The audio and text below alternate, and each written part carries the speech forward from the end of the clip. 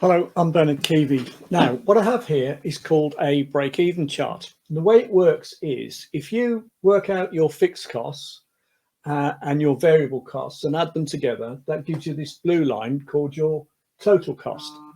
And then if you work out what your revenue looks like, which is the red line, what happens is initially you'll be making a loss, but when you sell enough items or units of service or whatever it is you do, eventually your revenue exceeds your costs and you start to make a profit. Obviously, I should have put money and quantity along here, but I think it's fairly obvious what it's showing.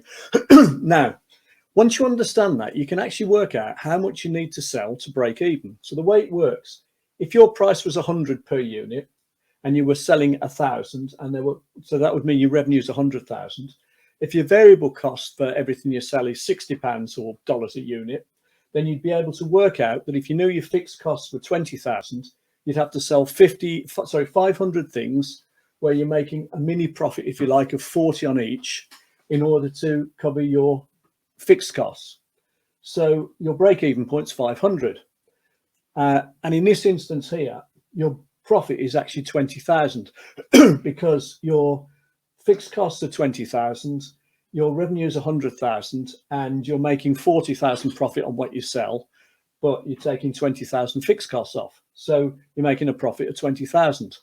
Now, once you know that information, if you could work out how to charge 10% more on average by various strategies, about 20 or 30 different ways of doing this, as alongside putting your prices up. So if you could get maybe 10 per unit more on everything you sell, and you could also increase your sales volume by 10%. And again, there's probably 20 or 30 different ways of doing that, all of which would work for most businesses. You would actually get your revenue up to 121,000. Now, your costs haven't changed. So your variable cost per unit is still 60. Your fixed costs are still 20,000. But now what happens is your break-even point is going to be lower. It'll be 20% lower.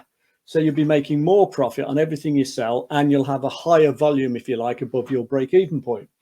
And your profit now comes to 35,000 instead of 20,000. So once you understand these figures, you can see that the effect of having two small 10% increases in two key variables is almost enough. I mean, that's almost doubling your bottom line. And to be honest, you'd be able to double that quite simply by just going slightly more than the 10%. So understanding your numbers and then making small increases to some of those key numbers can have a huge impact on your profit. And that's the way it works. And that's why being able to work out your break-even point and then work out what the effect of small changes would be could be huge for you and your business. Hope you found that interesting. Thanks very much for watching.